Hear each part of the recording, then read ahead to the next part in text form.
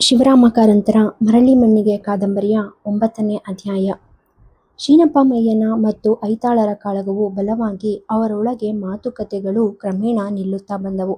ಯಾರ್ಯಾರ ದುಡ್ಡಿನಿಂದ ಹೆಬ್ಬಾಗಿಲನ್ನು ಮಾಡಿದನೆಂದು ಐತಾಳರು ಹೇಳಿದರೆ, ಹೊಟ್ಟೆಗೂ ತಿನ್ನದೆ ಕಟ್ಟಿಟ್ಟು ಕಾಸು ಮಾಡಿದರು ಎಂದು ಐತಾಳರ ವಿಷಯ ಅವನು ಹೇಳುತ್ತಾನೆ. ಇತ್ತ ಐತಾಳರಿಗೆ ಕೊಟ್ಟ ಬಾಯಿದೆರೆ ಸಾಲದ ಚಿಂತೆ ಬಲವಾಯಿತು. ಬರುವ ಕೊಡಿ ಹುಣ್ಣಿಮೆಗಾದರೂ ತೀರಿಸಬೇಕು. ಬೆಂಗಳೂರಿನಲ್ಲಿ ಮುಷ್ಟಿ ಮುಷ್ಟಿ ರೂಪಾಯಿ ಸಂಪಾದನೆ ಮಾಡುವ ಮಗನಿರುತ್ತಾ ನನ್ನ ರೂಪಾಯಿಗೆ ಕುಣಿಸಾಡುತ್ತೀಯಾ ಎಂದು ಹೇಳುವ ನಿಶ್ಚಯ ಮಾಡಿದರು. ಆ ವರ್ಷದ ಕೋಡಿ ಹಬ್ಬವು ಐತಾಳರ ಜೀವನದಲ್ಲಿ ಬಹು ವಿಶೇಷವಾದ ದಿವಸವಾಯಿತು. ಕೋಡಿಗೆ 10 ಮೈಲಿನಲ್ಲಿ ಕೋಟೇಶ್ವರ ಎಂಬ ಪೇಟೆಯ ಊರಿದೆ. ಅಲ್ಲಿ ಪಂಚಪಾಂಡವರೇ ಖುದ್ದಾಗಿ ಬಂದು ಕಟ್ಟಿಸಿದ ಕೋಟಿಲಿಂಗೇಶ್ವರ ದೇವಾಲಯ ಒಂದಿದೆ. ಅಲ್ಲಿನ ದೊಡ್ಡ ದೇವಾಲಯ, ದೊಡ್ಡ ಕೆರೆ, ದೊಡ್ಡ ಉತ್ಸವ ಅವೇನೆ ಊರವರ ಕೋಡಿ ಹಬ್ಬ. ಈ ಕೋಡಿ ಹಬ್ಬದ ಕನಸು 2 ಕಾರಣಗಳಿಂದ ಅವರಿಗೆ ಬಲವಾಯಿತು. ಶೀನಮ್ಮಯ್ಯನ ಸಾಲದ ವಾಯಿದೆಯು ಅದರ ಒಂದು ಕಾರಣವಾದರೆ, ಮನೆಯಲ್ಲಿ ಆಕಸ್ಮಿಕವಾಗಿ ಉಂಟಾದ ಕ್ಲೇಶ ಇನ್ನೊಂದು ಕಾರಣ. ಐತಾಳರ ಮನೆಯ ವಿಚಾರ ನಾವು ತಿಳಿದರೆ ಕ್ರಮವಾಗಿ ಈ ಕಸುರು ಮೂಡಿ ಬಂದ ಸಂಗತಿಯು ತಿಳಿದೀತು. ಪಾರ್ವತಿಗೆ ಹೊಟ್ಟೆಯ ಮಕ್ಕಳಿಲ್ಲವಾದುದರಿಂದಲೋ ಏನೋ ಸತ್ಯಭಾಮೆಯ ಮಗ ಲಚ್ಚನ ಮೇಲೆ ಎಲ್ಲಿಲ್ಲದ ಪ್ರೇಮ ಬೆಳೆಯುತ್ತಾ ಬಂದಿತು. ಆದರೆ ಅನಿವಾರ್ಯವಾಗಿ ಈ ಮನೆಯಲ್ಲಿ ತಾನೇ ಸುನೀತಿ, ಸತ್ಯಭಾಮೆಯೇ ಸುರುಚಿ ಎಂಬ ಮನೋಭಾವವು ಬೆಳೆಯಿತು. ಐತಾಳರು ಎಂದಾದರೂ ಅವಳಿಗೆ ಕೆಟ್ಟ ಮಾತನ್ನು ಆಡಿಲ್ಲ. ನಿಜವಾದರೂ ಸತ್ಯಭಾಮೆಯು ಮನೆಗೆ ಬಂದಾಗಿನಿಂದ ಅವಳ ಮೇಲೆ ಸುರಿಯುತ್ತಿದ್ದ ಆದರ ಪ್ರೀತಿಗಳನ್ನು ಕಂಡು ಅದು ತನ್ನ ಮೇಲೆ ತೋರುತ್ತಿದ್ದ ಅನಾದರ ಹಿಂದೆ ತೋರಿ ಈ ಚಿಂತೆಗೆ ಕಾರಣವಾಯಿತು. ಆದರೆ ಪಾರ್ವತಿಯ ಜೀವನದಲ್ಲಿ ಎಂತೆಂಥ ಕಷ್ಟಗಳು ಬಂದಿರುತ್ತಾ ಈ ಚಿಲ್ಲರೆ ಕಾರಣಗಳಿಂದ ಅವಳು ನೊಂದುಕೊಂಡಾಳೆ. ಲಚ್ಚನು ಬೆಳೆಯುತ್ತಾ ಬಂದನು. ಈಗ 2 ವರ್ಷಗಳು ತುಂಬಿ 3 ಹಿಡಿದುವು. ಆ ಮಗುವಿನ ನಗುವನ್ನು ಕಂಡ ಹಾಗೆ ಅವಳ ಮನಸ್ಸಿನಲ್ಲಿ ತಾನು ಸತ್ತ ಬಳಿಕ ಸದ್ಗತಿ ಕಾಣಿಸಲು ಉದಯಿಸಿದ ಜೀವ ಇದು ಎಂಬ ಅಭಿಮಾನ ಮೊಳೆಯಿತು. ಆ ಮಗುವಿಗಾದರೂ ಈಗ ಕಾಲು ಬಂದುದರಿಂದ ಮನೆಯ ಅಡುಗೆ ಮನೆ ಅಂಗಳಗಳನ್ನು ಬಿಟ್ಟೇಳದ ತಾಯಿಯೊಡನೆ ಇರಲು ಮನಸ್ಸಾಗದೆ ನಿತ್ಯವೂ ಬಯಲು, ಬೆಂಗರೆ, ಅರಾಲುಗಳೆಂದು ಮನೆಯ ಹೊರಗೇನೆ ದಿನ ಕಳೆಯುತ್ತಿದ್ದ ದೊಡ್ಡ ತಾಯಿಯನ್ನು ಹಿಂಬಾಲಿಸುವ ಆಸೆಯಾಯಿತು. ಮಗುವಿನ ತೊಂದರೆ ಅಡುಗೆ ಮಾಡುವಾಗ ದೂರವಾದರೆ ತುಸು ಅನುಕೂಲವಲ್ಲವೇ? ಇತ್ತ ದೊಡ್ಡ ತಾಯಿ ಲಚ್ಚನನ್ನು ಎತ್ತಿಕೊಂಡು ಹೊರಟರೆ ಅವನು ದಾರಿಯುದ್ದಕ್ಕೂ ಅಂಬಾಗಳನ್ನು, ಬೂಚಿಗಳನ್ನು, ಕಾಕಾಗಳನ್ನು, ಕೊಕ್ಕೋಗಳನ್ನು ಮಾತನಾಡಿಸುತ್ತಾ ಸಾಗುತ್ತಾನೆ. ದೊಡ್ಡ ತಾಯಿಯು ಏನೇನು ಕೆಲಸಗಳನ್ನು ತೊಡಗುತ್ತಾಳೆಯೋ ಅದನ್ನೊಂದೂ ಬಿಡದಂತೆ ಅನುಸರಿಸುತ್ತಾನೆ. ಕೊನೆಗೆ ಅವರಿವರ ಸ್ನೇಹ ಎಷ್ಟು ಗಾಢವಾಗಿ ಬೆಳೆಯಿತೆಂದರೆ, ಸ್ನಾನಕ್ಕೆ, ಊಟಕ್ಕೆ, ಮಲಗಿ ನಿದ್ರೆ ಹೋಗುವುದಕ್ಕೆ ಲಚ್ಚನಿಗೆ ದೊಡ್ಡ ತಾಯಿ ಬಳಿಯಿಲ್ಲದಿದ್ದರೆ ಸಮಾಧಾನವೇ ಆಗ್ತಾ ಇರಲಿಲ್ಲ. ಮೊದಮೊದಲು ಸತ್ಯಭಾಮೆಗೆ ಇದು ಒಂದು ಅನುಕೂಲವೇ ಆಗಿ ಕಂಡರೂ ತನ್ನ ಮೇಲಿನ ಪ್ರೀತಿಗಿಂತ ಲಚ್ಚನಿಗೆ ದೊಡ್ಡಮ್ಮನಲ್ಲಿ ಅಧಿಕವಾದ ಪ್ರೀತಿ ಉಂಟಾಗುತ್ತಿದೆ ಎಂದು ತೋರಿದಂದಿನಿಂದ ಮನಸ್ಸಿನಲ್ಲಿ ಅಸೂಯೆಯೂ ಮೂಡಿತು. ದೊಡ್ಡ ತಾಯಿಗೇನಾದರೂ ನೀರು ಕುಡಿಯಲು ಒಂದು ತುಂಡು ಬೆಲ್ಲ ಕೊಟ್ಟರೆ ಅವಳು ಅದರಲ್ಲೇ ಒಂದು ತುಂಡನ್ನು ಮಗುವಿಗೆ ಕೊಡುತ್ತಿರುವುದನ್ನು ಕಂಡು, ಅದಕ್ಕೆ ಹೊಟ್ಟೆ ಹುಳುವಾದರೆ, ಹಲ್ಲು ಕೆಟ್ಟು ಹೋದರೆ ಎಂದು ಬಾಯಿ ಮಾತಿನಿಂದ ಸತ್ಯಭಾಮೆ ತನ್ನ ಅಸಂತುಷ್ಟಿಯನ್ನು ತೋರಿಸ ಹೋದಳು. ತನಗೆ ಇರಿಸಿದ ತಿಂಡಿಯನ್ನು ದೊಡ್ಡಮ್ಮ ಲಚ್ಚನಿಗಾಗಿ ಮರೆಯಲ್ಲಿರಿಸಿದರೆ, ಸಿಕ್ಕಿದ ಅಡ್ಡ ತಿಂಡಿಗಳನ್ನು ಕೊಟ್ಟು ನನ್ನ ಮಗುವಿನ ಹೊಟ್ಟೆ ಕೆಡಿಸ್ತಾರೆ ಎನ್ನತೊಡಗಿದಳು. ಮಗುವನ್ನು ಬಯಲಿಗೆ ಒಯ್ಯುವುದನ್ನು ಕಂಡರೆ ಗಾಳಿಗೆ ಮಗುವನ್ನು ತಿರುಗಾಡಿಸಿ ಜ್ವರ ಗಿರ ಹಿಡಿಸಿ ತರುತ್ತಾರೆ ಎಂದು ಗೊಣಗುತ್ತಿದ್ದಳು. ಒಂದು ದಿವಸ ಪಾರ್ವತಿಯು ಲಚ್ಚನನ್ನು ಬಯಲಿಗೆ ಒಯ್ಯುವಾಗ ಐತಾಳರೇ ಖುದ್ದಾಗಿ, ಪಾರ್ವತಿ, ಮಗುವನ್ನು ಬಿಸಿಲಿಗೆ ಯಾಕೆ ಒಯ್ಯುತ್ತಿ? ಗಾಳಿ ಸೋಂಕಿದ್ರೆ ಎಂದರು. ಪಾರ್ವತಿಯು ಅಂದಿನಿಂದ ಲಚ್ಚನನ್ನು ಬಯಲಿಗೆ ಒಯ್ಯುವುದನ್ನು ನಿಲ್ಲಿಸಿಬಿಟ್ಟಳು. ಆದರೆ ಲಚ್ಚನಿಗೆ ಮನೆಯ ಚಾವಡಿ, ಅಡುಗೆ ಮನೆಯ ಆವಾರಗಳು ಆಟಕ್ಕೆ ಹಿಡಿಸಲಿಲ್ಲ. ತಾಯಿ ಒಳಗೇನೆ ಕೆಲಸ ಮಾಡುತ್ತಿರುವಾಗ ಅವನೇನು ಮಾಡುತ್ತಿರಬೇಕು? ಅವನು ಅವಳ ಕಣ್ಣನ್ನು ತಪ್ಪಿಸಿ ಕುಂಟುತ್ತಾ ಬಯಲನ್ನು ಇಳಿಯತೊಡಗಿದನು. ದೊಡ್ಡಮ್ಮ ಎಂದು ಅತ್ತತ್ತು ಅವಳನ್ನು ಕರೆಯತೊಡಗಿದನು. ಚಳಿಗಾಲದ ಒಂದು ದಿವಸ ಬೆಳಗಿನ ಜಾವಕ್ಕೇನೆ ಸರಸ್ವತಿ ಪಾರ್ವತಿಯರು ಎದ್ದು ಹುರುಳಿ ಗದ್ದೆಗೆ ಹುರುಳಿ ಗಿಡ ಕೀಳಲು ಹೋಗಿದ್ದರು. ಹಿಮದಿಂದ ಒದ್ದೆಯಾದ ಗಿಡಗಳನ್ನು ಕೀಳುತ್ತಾ ಸಾಗಿದರು. ಬೆಳಗು ಆಗಲು ಲಚ್ಚನು ಚಾಂಪೆಯಿಂದೆದ್ದವ ದೊಡ್ಡಮ್ಮನನ್ನು ಅಲ್ಲೆಲ್ಲೂ ಕಾಣಲಾರದೆ ದೊಡ್ಡಮ್ಮ ಎಂದು ಕಿರುಚತೊಡಗಿದನು. ಸತ್ಯಭಾಮೆಗೆ ಸಿಟ್ಟಡರಿತು. ಅದೊಂದಕ್ಕೆ ದೊಡ್ಡಮ್ಮನ ಗಿರವೇ ಹಿಡಿದು ಬಿಟ್ಟಿದೆ ಎಂದಳು. ಲಚ್ಚನ ದುಃಖ ಅಳುಗಳು ಮತ್ತಷ್ಟು ಹೆಚ್ಚಿದವು. ಸುಮ್ಮನೆ ಬಿದ್ದಿರುತ್ತೀಯಾ, ಇಲ್ಲವೇ ನಿನ್ನ ಗಂಟಲನ್ನು ಮುಚ್ಚಿಸಲೆ ಎಂದು ಗದರಿದಳು ತಾಯಿ. ಲಚ್ಚನು ಹೆದರಿಕೊಂಡು ಬಾಯಿ ಬಿಗಿ ಹಿಡಿದನು. ಅಲ್ಲಿಂದ ಹೊರಕ್ಕೆ ಬಂದನು. ಆಗ ತಾನೇ ಸರಸ್ವತಿ ಪಾರ್ವತಿಯರು ಒಂದೊಂದು ಹೊರೆ ಹುರುಳಿ ಗಿಡಗಳನ್ನು ಅಂಗಳಕ್ಕೆ ತಂದು ಹಾಕಿ ಹೊರಟಿದ್ದರು. ಎಳೆಯ ಬಿಸಿಲು ಅಂಗಳದಲ್ಲಿ ಕುಣಿಯುತ್ತಿತ್ತು. ಲಚ್ಚನು ಅಂಗಳಕ್ಕೆ ಬಂದನು. ಆಗಷ್ಟೇ ದೊಡ್ಡಮ್ಮ ಅಂಗಳದಿಂದ ಹೊರಬಿದ್ದುದು ಕಂಡಿತು. ಮೌನವಾಗಿ ತಾನು ಅವಳನ್ನು ಹಿಂಬಾಲಿಸಿದನು. ಎರಡನೇ ಹುರುಳಿ ಗಿಡದ ಹೊರೆಯನ್ನು ಪಾರ್ವತಿಯು ಸರಸ್ವತಿಯ ತಲೆಗೆ ಎತ್ತುವ ವೇಳೆಗೆ ಲಚ್ಚನ ಸವಾರಿಯು ಅಲ್ಲಿಗೇನೆ ಹೋಗಿತ್ತು. ದೊಡ್ಡಮ್ಮ, ನನ್ನನ್ಯಾಕ್ ಬಿಟ್ಟು ಬಂದೆ ಎಂದು ಅವಳನ್ನು ಕೇಳಿದನು. ಮಗು, ಈ ಚಳಿಗೆ ಯಾಕೆ ಬಂದೆ? ಮನೆಗೋಗುವ ನಡಿ ಎಂದು ಅವನನ್ನು ಎತ್ತಿಕೊಂಡು ಹೊರಟರೆ ಲಚ್ಚನು ಗಂಟಲು ಬಿರಿಯುವ ತನಕ ಅತ್ತನು. ಉಪಾಯಗಾಣದೆ ಪಾರ್ವತಿಯು ಹೊರೆ ಹೊರುವುದನ್ನು ಬಿಟ್ಟು ಲಚ್ಚನನ್ನು ಎತ್ತಿಕೊಂಡು ಅಲ್ಲೇ ಸುಳಿದಾಡಿದಳು. ದೊಡ್ಡಮ್ಮ, ನೀನೇನು ಮಾಡ್ತಿದ್ದೆ ಎಂದು ಲಚ್ಚ ಪ್ರಶ್ನಿಸಿದನು. ಹುರುಳಿ ಗಿಡ ಕೀಳ್ತಿದ್ದೆ ಎನ್ನಲು ತಾನು ಹುರುಳಿ ಗಿಡ ಕೀಳುವೆನೆಂದು ಹಠ ಹಿಡಿದು ಆ ಕೆಲಸ ತೊಡಗಿದನು. ಬೆಳಗಿನ ಪ್ರಕರಣ ಮುಗಿಯಿತು. ಸರಸ್ವತಿಯೊಬ್ಬಳೇ ಉಳಿದ ಹುರುಳಿ ಗಿಡಗಳನ್ನು ಮನೆಗೆ ಮುಟ್ಟಿಸಿದಳು. ಆದರೆ ದುರ್ದೈವದಿಂದೆಂಬಂತೆ ಲಚ್ಚನ ಮೈ ಬೆಚ್ಚಗಾಯಿತು. ಸಂಜೆ ತೊಡಗಿದ ಜ್ವರವು 3 ದಿವಸವಾದರೂ ಬಿಡದಂತೆ ಕಾಯ್ದಿತು. ಗಾಳಿ ಸೋಂಕಿಗೆ ಉಪಚರಿಸಿದ್ದಾಯಿತು, ಶೀತಕ್ಕೆ ಮದ್ದು ಮಾಡದ್ದಾಯಿತು. ಪಾರ್ವತಿಯ ಅಂತರಂಗದಲ್ಲಿ ನಾನೇಕೆ ಆ ಬೆಳಿಗ್ಗೆ ಚಳಿಗಾಳಿಗೆ ಮಗುವನ್ನ ಗದ್ದೆಯಲ್ಲಿ ತಿರುಗಾಡಿಸಿದೆ ಎಂದು ಕೊರೆಯತೊಡಗಿತು. ಈ ಜ್ವರದ ನೆಪದಿಂದ ತಾಯಿಯು ತನ್ನ ಸವತಿಯನ್ನು ಮನಸ್ವಿ ಶಪಿಸಿದಳು. ಗಟ್ಟಿಯಾಗಿ ಅನ್ನುವ ಧೈರ್ಯ ಸಾಲದಾದರೂ ಸಾಕಷ್ಟು ಕೇಳುವಂತೆ ಗುಣಗುಟ್ಟಿದಳು. ಇತ್ತ ಮಗುವು ಜ್ವರದ ತಾಪದಿಂದ ಕರೆಯುವಾಗಲೆಲ್ಲ ದೊಡ್ಡಮ್ಮ ಎಲ್ಲಿ ಎಂದು ಹಂಬಲಿಸುತ್ತಿತ್ತೇ ವಿನಾ ತಾಯಿಯ ಹೆಸರನ್ನು ಹೇಳುತ್ತಿರಲಿಲ್ಲ. ಐತಾಳರು ಈ 3 ದಿವಸಗಳಿಂದ ದೂರದ ಒಂದು ಪೌರೋಹಿತ್ಯಕ್ಕೆ ಮೂಡಿನ ಊರಿಗೆ ಹೋಗಿದ್ದರು. ಅವರು ತಮ್ಮ ಕೆಲಸ ಮುಗಿಸಿಕೊಂಡು ಮನೆಗೆ ಬಂದು ತೊಡೆಮೆಗೆ ಕಾಲಿಟ್ಟವರೇ ಲಚ್ಚಣ್ಣ ಎಂದರು.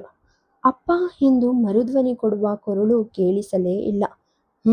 ಬೇಡವೆಂದರೂ ಗದ್ದೆಗೆ ಒಯ್ದಿರಬೇಕು ಎಂದರು. ಅವರು ಮನೆಯೊಳಕ್ಕೆ ಬಂದರೆ ಚಾವಡಿಯಲ್ಲಿ ಸತ್ಯಭಾಮೆಯು ಕಣ್ಣೀರು ಕರೆಯುತ್ತಿದ್ದಳು.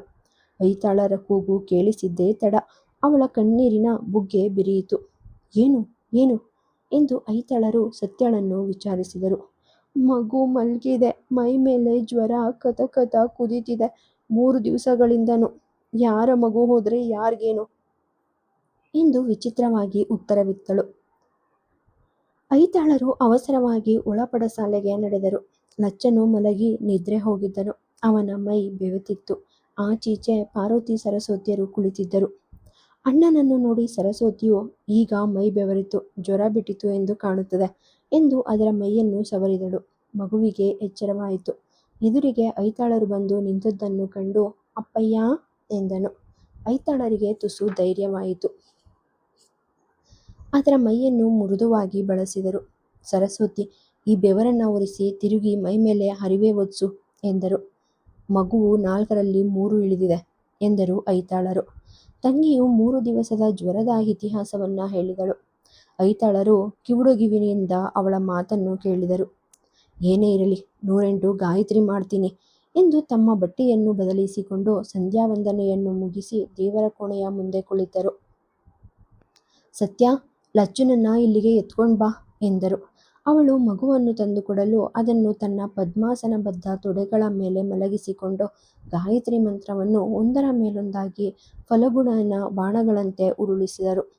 ಆ ಬಳಿಕ ಒಂದಿಷ್ಟು ಬೂದಿಯನ್ನು ತರಲು ಹೇಳಿ ಅದನ್ನು ಮಂತ್ರಿಸಿ ಹಾಂ ಹೀಂ ಹ್ರೂಂ ಮಾಡಿ ಅದರ ಹಣೆಗೆ ಭಸ್ಮದಿಂದ ನಾಮಗಳನ್ನು ಹಚ್ಚಿ ಬಾಯಿಗೂ ಒಂದು ಚಿಮಟಿ ತುರುಕಿಸಿ ಸತ್ಯ, ಮಗುವನ್ನ ತೊಟ್ಟಿಲಿಗೆ ಹಾಕು ಎಂದು ಆಜ್ಞೆ ಮಾಡಿದರು. ಆಗ ಒಳಗಡೆ ಸತ್ಯಭಾಮೆಯು ಅನ್ನ ಬಾಗುತ್ತಿದ್ದಳು. ಆ ಕೆಲಸವನ್ನು ಅಲ್ಲೇ ಅರ್ಧಕ್ಕೆ ಬಿಡಲಾರದೆ ಅನ್ನ ಬಾಗುತ್ತಿದ್ದೇನೆ ಎಂದಳು.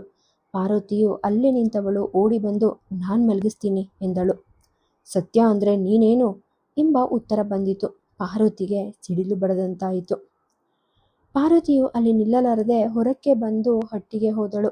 ಹಸುಗಳಿಗೆ ಅಕ್ಕಚ್ಚು ಬಾಯರುಗಳನ್ನು ಇಟ್ಟು ಹಾಲನ್ನು ಇಳುಗಲು ಕುಳಿತರೆ ಕೈ ನಡುಕಿನಿಂದ ಹಾಲಿನ ಧಾರೆಯು ತಂಬಿಗೆಗೆ ಬೀಳಲು ಕಷ್ಟವಾಯಿತು. ಅವಳ ಕೈಗಳು ಅಷ್ಟು ಅಸ್ಥಿರವಾಗಿ ನಡುಗುತ್ತಿದ್ದವು. ಅವಳ ಗದ್ಗದಿಸುತ್ತಾ ಹಟ್ಟಿಯಿಂದ ಮನೆಗೆ, ಮನೆಯಿಂದ ದೇವರ ಕೋಣೆಗೆ ಓಡಾಡುತ್ತಿದ್ದುದನ್ನು ಕಂಡ ಸರಸ್ವತಿಯು ಅವಳ ಕೆಲಸವನ್ನು ತಾನೇ ಪೂರೈಸಿದಳು. ಸರಸ್ವತಿಯು ಈಕೆಯನ್ನು ಊಟಕ್ಕೆ ಬಾ ಎಂದಳು. ನನಗೆ ಯಾವ ಮಣ್ಣಿಗೆ ಕೂಳು ಎಂಬ ಉತ್ತರ ಬಂದಿತು. ಕೊನೆಗೆ ಸರಸ್ವತಿಯ ಬಲವಂತಕ್ಕೇನೆ ಪಾರ್ವತಿಯ ಊಟವಾಯಿತು. ಊಟ ಮಾಡಿಕೊಂಡು ಬಟ್ಟಲನ್ನು ಕೆರೆಗೆ ತೊಳೆಯಲು ಹೋಗುವುದರಲ್ಲೇ ಕೈ ನಡುಗಿ ಬಟ್ಟಲು ಅಂಗಳದಲ್ಲಿ ಜಣಲೆಂದು ಬಿದ್ದಿತು. ಅವಳ ಬೆನ್ನಿಗೆ ಸರಸ್ವತಿಯು ಇದ್ದಳು. ಸರಸ್ವತಿಯು ಕೆಳಕ್ಕೆ ಬಿದ್ದ ಆ ಬಟ್ಟಲನ್ನು ಕಿತ್ತು ತೆಗೆದುಕೊಂಡಳು. ಅದನ್ನು ತಾನೇ ತೊಳೆದು, ನೀನ್ಯಾಕೆ ಕೈ ಹೀಗೆ ಮಾಡುತ್ತಿ ಪಾರ್ವತಿ ಎಂದಳು. ಪಾರ್ವತಿಯು ಗೊಳೋ ಎಂದು ಅತ್ತಳು. ನಾನೊಬ್ಳು ಪೂತನಿಯಾದೆ, ಯಾರ್ಯಾರ ಮಕ್ಕಳ ಸಂಕಟ ನನಗಿದೆಯೋ ಎಂದಳು. ಯಾರು ಹಾಗೆ ಹೇಳಿದ್ರು? ಅವಳೇ ಹೇಳಲಿ, ಹೇಳುವವರ ಮಕ್ಕಳು ಹೇಳಿದ್ರೆ ಕೇಳುವವರ ಮಕ್ಕಳು ಕೇಳಬೇಡವೇ? ಅವಳು ಹೇಳಿದ್ಲು, ಇವರು ಹೇಳಿದ್ರು, ಸತ್ಯ ನೀನೇನು ಎಂದರು ನನಗೆ. ನಾನು ಲಚ್ಚನನ್ನ ಮಲಗಿಸ್ತೇನೆ ಎಂದು ಬಂದುದಕ್ಕೆ ಎಂದಳು. ಈ ಮಾತುಗಳು ಮುಂದುವರಿಯುವಾಗ ಸತ್ಯಭಾಮೆಯು ಊಟವನ್ನು ಮುಗಿಸಿಕೊಂಡು ಅಲ್ಲಿಗೆ ಬಂದಳು. ಇದು ತನ್ನ ವಿಷಯವಾದ ಚರ್ಚೆ ಎಂದು ತಿಳಿಯಲು ಕೇಳುವಷ್ಟನ್ನು ಕೇಳಿ ಕೆಮ್ಮುತ್ತಾ ಕೆರೆಗೆ ಹೋದಳು. ಅವರಿಬ್ಬರ ಗಂಟಲು ಸುಮ್ಮನಾಗಲು ಈಕೆ ತನ್ನ ಬಟ್ಟಲನ್ನು ತೊಳೆದುಕೊಂಡು ಮನೆಗೆ ನಡೆದಳು. ರಾತ್ರಿಯ ಉಳಿದ ಕೆಲಸಗಳನ್ನು ಅವಸರವಾಗಿ ಮುಗಿಸಿ ಸತ್ಯಭಾಮೆಯು ಐತಾಳರ ಬಳಿಗೆ ಹೋಗಿ ಕಣ್ಣೀರನ್ನು ಕರೆಯುತ್ತಾ, ನಾನು ಅಷ್ಟು ಸ್ವಲ್ಪ ಅಂದುದನ್ನೇ ಅವರು ರಾಮಾಯಣ ಮಾಡಿ ಆಯಿತು. ಮಗುವನ್ನು ಬೆಳಗಿನ ಜಾವಕ್ಕೆ ಹುರುಳಿಗದ್ದೆಗೆ ಗಾಳಿ ಹಿಮಕ್ಕೆ ತೆಗೆದುಕೊಂಡು ಹೋದುದು ಅಲ್ಲದೆ ಈಗ ಯಾರ ಮಕ್ಕಳು ಸತ್ತರೆ ಯಾರಿಗೇನು ಎಂದು ನಾನು ನನ್ನ ಹೊಟ್ಟೆ ಸಂಕಟಕ್ಕೆ, ಅಂದರೆ ಇವರಿಬ್ಬರು ನನ್ನ ಮೇಲೆ ಉರಿದು ಬಿದ್ದಿದ್ದಾರೆ. ಹೇಳುವವರ ಮಕ್ಕಳು ಹೇಳೋದಂತೆ, ಕೇಳುವವರ ಮಕ್ಕಳು ಕೇಳೋದಂತೆ ಎಂದು ಕೂಗಿ ಇನ್ನೊಂದು ಕಾಳಗದ ಪೀಠಿಕೆ ಹಾಕಿದಳು. ಅಷ್ಟರಲ್ಲಿ ಲಚ್ಚನು ದೊಡ್ಡಮ್ಮ ಎಂದು ಕೂಗಿದನು. ಅವನ ಕೂಗು ಎಲ್ಲರಿಗೂ ಕೇಳಿಸಿತು. ಪಾರ್ವತಿಯು, ಅದು ನನ್ನನ್ನೇ ಯಾಕೆ ಕೂಗಬೇಕು ಅಂದರೂ ಅವಳ ಕಾಲು ತಡೆಯಲಿಲ್ಲ. ಅವಳು ಮಗುವಿನ ಬಳಿಗೆ ಓಡಿ ಬಂದಳು. ಅದಕ್ಕೆ ಮುಂಚಿತವಾಗಿಯೇ ಸತ್ಯಭಾಮೆಯು ಅಲ್ಲಿಗೆ ಬಂದಳು. ಅದನ್ನು ನೋಡಿದ ಪಾರ್ವತಿಯು ಹಿಂದೆ ಸರಿದಳು. ತಾಯಿಯು ಏನು ಬೇಕು ಎಂದು ಮಗುವನ್ನು ವಿಚಾರಿಸಿದರೆ ಲಚ್ಚನು, ನಾನು ದೊಡ್ಡಮ್ಮನ ಕಾಲ ಮೇಲೆ ಮಲಗ್ತೀನಿ ಎಂದನು. ನಾನು ತೊಟ್ಲಲ್ಲಿ ಹಾಕಿ ತೂಗುದ್ರಾಗದೆ ಎಂದಳು ತಾಯಿ. ಲಚ್ಚನು ಅಳತೊಡಗಿದನು. ತಾಯಿ ಆಗ ಏನು ಉಪಾಯಗಾಣದೆ, ಅಕ್ಕ ಒಂದಿಷ್ಟು ಮಗುವನ್ನ ಮಲಗಿಸಿಕೊಳ್ಳುತ್ತೀರಾ ಎಂದಳು. ಪಾರ್ವತಿಯ ಮುಖವು ಸುಟ್ಟ ಬದನೆಯಂತಾಯಿತು. ದುಃಖದಿಂದ ತೀರಾ ಚಿರಟಿತು. ಲಚ್ಚನು ಎದ್ದು ದೊಡ್ಡ ತಾಯಿಯ ಬಳಿಗೆ ಬರಲು ಯತ್ನಿಸಿದನು. ಕೊನೆಗೆ ಉಪಾಯಗಾಣದೆ ಪಾರ್ವತಿಯು ಅವನನ್ನು ಎತ್ತಿ ಕಾಲ ಮೇಲೆ ಒರಗಿಸಿಕೊಂಡು ಗೋಡೆಗೆ ತಾನೂ ಒರಗಿ ಕುಳಿತುಕೊಂಡಳು. ಆ ದಿನ ಅವಳು ಅತ್ತಂತೆ ಯಾರೂ ಹತ್ತಿರಲಾರರು. ಸತ್ಯಭಾಮೆಗೆ ಅಲ್ಲಿರಲು ಮನಸ್ಸು ಸಹಿಸಲಿಲ್ಲ. ಅವಳು ಅಲ್ಲಿಂದ ಎದ್ದು ಐತಾಳರು ಕುಳಿತಲ್ಲಿಗೆ ಹೋದಳು. ಅಲ್ಲಿ ತಿರುಗಿ, ಹೆರಲಿಕ್ಕೆ ನಾನು, ಹೊರಲಿಕ್ಕೆ ಅವರು ಎಂದು ತನ್ನ ದುಃಖವನ್ನು ತೋಡಿಕೊಂಡಳು. ಸತ್ಯ, ಮಕ್ಳಿಗೇನು ಗೊತ್ತಾಗುತ್ತೆ ಅದೆಲ್ಲ. ನೀನು ಇಂಥದಕ್ಕೆಲ್ಲ ಅತ್ರೆ ನಾನೇನು ಮಾಡಬೇಕೆನ್ನುತ್ತಿ? ನಿಮ್ಮಿಬ್ಬರ ಎಡೆಯಲ್ಲಿ ನಾನು ಈ ಮನೆಯಲ್ಲಿರಬೇಕೇ, ಇದನ್ನ ಬಿಟ್ಟು ಹೋಗಬೇಕೆ ಎಂದರು. ನಿಜಕ್ಕೂ ಅವರ ಸ್ಥಿತಿ ಹಾಗೆಯೇ ಆಗಿತ್ತು. ತಂಗಿಯೊಬ್ಬಳು ನಡುವೆ ಬಾರದಿದ್ದರೆ ಸತ್ಯಭಾಮೆಯ ನಂಬ್ರಗಳಿಗೆಲ್ಲ ಅನುಕೂಲವಾದ ತೀರ್ಪು ದೊರೆಯುತ್ತಿತ್ತು, ನಿಜ. ಆದರೆ ತಂಗಿಯ ಹೆದರಿಕೆಯನ್ನು ಐತಾಳರು ಸಂಪೂರ್ಣವಾಗಿ ಬಿಟ್ಟು ಬಿಡುವ ಹಾಗೆಯೇ ಇಲ್ಲ. ದೇವರ ದಯೆಯಿಂದ ಆ ರಾತ್ರಿಯೇ ಜ್ವರ ಸಂಪೂರ್ಣವಾಗಿ ಬಿಟ್ಟಿತು. 3-4 ದಿನಗಳೊಳಗಾಗಿ ಲಚ್ಚನು ಅತ್ತಿತ್ತ ಅಲೆದಾಡತೊಡಗಿದನು. ಅವನ ಬಾಯಿಯು ಸದಾ ದೊಡ್ಡಮ್ಮನ ಜಪವನ್ನು ಪಠಿಸಲಾರಂಭಿಸಿತು. ಈ ಎಲ್ಲ ಪ್ರಕರಣಗಳು ನಡೆದ ಬಳಿಕ ಸತ್ಯಭಾಮೆ ಪಾರ್ವತಿಯರೊಳಗೆ ಪರಸ್ಪರ ವೈರವೆನ್ನಲಾಗದೆ ಹೋದರೂ ಉದಾಸೀನ ಭಾವ ಬೇರೂರಿತು. ದಿವಸದಲ್ಲಿ 6ಕ್ಕೆ ಹೆಚ್ಚಲ್ಲ, 3ಕ್ಕೆ ಕಡಿಮೆ ಇಲ್ಲ ಎಂಬಷ್ಟು ಮಾತುಕತೆಗಳು ಅವರೊಳಗೆ ಸಾಗಿದವು. ತೀರಾ ಅವಶ್ಯ ಬೀಳದೆ ಯಾರು ಯಾರೊಡನೆಯೂ ಮಾತನಾಡುವ ಹಾಗಿರಲಿಲ್ಲ. ಚಳಿಗಾಲವು ಸರಿದು ಬೇಸಗೆ, ಮಳೆಗಾಲಗಳು ಕಳೆಯುವುದರಲ್ಲಿ ಲಚ್ಚನ ಪ್ರೇಮವು ಪಾರ್ವತಿಯ ವಿಷಯವಾಗಿ ಬೆಳೆದ ಪ್ರಮಾಣದಲ್ಲೇ ಸವತಿಯರೊಳಗಿನ ಅಂತರಂಗದ ತಾತ್ಸಾರ ಭಾವವೂ ಬೆಳೆಯಿತು. ಈಗ ಲಚ್ಚನಿಗೆ 3 ವಯಸ್ಸು ತುಂಬಿ 4 ತಿಂಗಳು ನಡೆದಿದೆ. ಕೋಟೇಶ್ವರ ಜಾತ್ರೆಯು ಸಮೀಪಿಸಿತು. ಐತಾಳರ ಮನೆಯಲ್ಲಿ ಆ ಜಾತ್ರೆಯ ಸಮಯವೇ ಜವಳಿ ಖರೀದಿ ಮಾಡುವ ನಿಯಮ. ವರ್ಷಕ್ಕೆ ಬೇಕಾದ ಅರಿವೆಗಳನ್ನೆಲ್ಲ ಆಗಲೇನೆ ಅವರು ಕೊಳ್ಳುವವರು. ಹೊಸ ಉಡುಗೆಯನ್ನು ಉಟ್ಟು ಮುಂದಿನ ವಾರ ಜಾತ್ರೆಗಳಿಗೆ ಹೋಗಲು ಅನುಕೂಲ ಎಂದು ಹಾಗೆ ಮಾಡುತ್ತಿದ್ದರೋ ಏನೋ. ಸತ್ಯಭಾಮೆಯು ಆ ಊರುಗಳಿಗೆಲ್ಲ ಪ್ರಸಿದ್ಧವಾಗಿದ್ದ ಕೋಟೇಶ್ವರ ಜಾತ್ರೆಯನ್ನು ಕಂಡವಳೇ ಅಲ್ಲ. ಈ ವರ್ಷ ಅದನ್ನು ನೋಡ ಹೋಗುವ ಹಂಬಲವಾಯಿತು. ಆದರೆ ಕೂಸನ್ನು ಹೊತ್ತುಕೊಂಡು ಆ 18 ಮೈಲು ನಡೆಯುವ ಸಾಹಸ ಮಾಡಲು ಇಚ್ಛೆಯಿಲ್ಲ. ಇತ್ತ ಜಾತ್ರೆಯನ್ನು ನೋಡದೆ ಬಿಡುವುದಕ್ಕೂ ಮನವಿಲ್ಲ. ಜಾತ್ರೆಗೆ 15 ದಿನ ಮುಂಚಿತವಾಗಿಯೇ ಈ ವರ್ಷ ಕೂಡಿ ಹಬ್ಬಕ್ಕೆ ಕರೆದುಕೊಂಡು ಹೋಗ ಇದ್ದಾರಾಗುತ್ತಿತ್ತು ಎಂದು ಪ್ರಸ್ತಾಪಿಸಿದಳು. ಐತಾಳರು ನಿರಾಶೆಗೊಳಿಸಿಯಾರೇ ಹೋಗುವುದಾದರೆ ಜವಳಿಯನ್ನು ಬೇಗನೆ ಖರೀದಿ ಮಾಡಬೇಕೆಂದು ನಿಶ್ಚಯಿಸಿದರು. ಜಾತ್ರೆಗೆ 3 ದಿವಸ ಮೊದಲು ಪೇಟೆಗೆ ಹೋಗಿ ಜವಳಿಯನ್ನು ಖರೀದಿ ಮಾಡಿ ತಂದರು. ತಮಗಾಗಿ 2 ಹಚ್ಚಡ ಪಾಣಿಪಂಚೆಗಳು, ಸರಸ್ವತಿಗಾಗಿ 1 ಜೊತೆ ಮಣ್ಣಿನಂಚಿನ ಕೆಂಪು ಸೀರೆ, ಪಾರ್ವತಿಗಾಗಿ ಬಿಳಿಯಂಚಿನ 2 ಫಾಲ್ಗಾಟು ಸೀರೆಗಳು, ಲಚ್ಚನಿಗೆ ಬುಗುಡಿ ಅಂಚಿನ ಬಚ್ಚಕಾನೆ ಇಷ್ಟನ್ನು ಕೊಂಡರು. ಸತ್ಯಭಾಮೆಗೆ ಏನು ತರಲಿ ಎಂದು ಯೋಚಿಸಿ ಇಡೀ ಮಳಿಗೆಯನ್ನು 18 ಸಲ ತಿರುವಿ ಹಾಕಿದರು. ಫಾಲ್ಗಾಟು ಸೀರೆ ಅವರ ಮನಸ್ಸಿಗೆ ಒಪ್ಪದು. ಇಳ್ಕಲು ಸೀರೆಗೆ ಬೆಲೆ ಹೆಚ್ಚಾಯಿತು. ಕೊನೆಗೆ ಯೋಚಿಸಿ ನಿತ್ಯಕ್ಕೆ ಪಾಲ್ಗಾಟು ಸೀರೆ ಸಾಕು, ಆದರೆ ಹೋಗಿ ಬರುವಲ್ಲಿಗೆ 1 ಕೋರ್ನಾಡು ಸೀರೆ ಇರಲಿ ಎಂದೆಣಿಸಿದರು. ಅದರ ಬೆಲೆಯೂ ಮತ್ತು ಹೆಚ್ಚಾಗಿ ಕಾಣಿಸಿತು. ಕೊನೆಗೆ ಕುಮಾರಪಾಳ್ಯದ ರುದ್ರಾಕ್ಷಿ ಅಂಚಿನ ಸೀರೆಯೊಂದನ್ನು ಕ್ರಯಕ್ಕೆ ಕೊಂಡರು. ಜಾತ್ರೆಯ ದಿವಸ ಬಂದಿತು. ಒಬ್ಬರು ಉಳಿದು ಇನ್ನೊಬ್ಬರು ಹೊರಡುವಂತಿಲ್ಲ. ಸರಸ್ವತಿಯು ಬೆಳಗಿನ ಜಾವಕ್ಕೇನೆ ಎದ್ದು ಅಕ್ಕಚ್ಚನ್ನು ಕಾಯಿಸಿ ಸೂರನ ಹೆಂಡತಿಯ ಹತ್ತಿರ ಮನೆಯ ದನಕರುಗಳ ಏರ್ಪಾಡುಗಳನ್ನು ಹೇಳಿದಳು.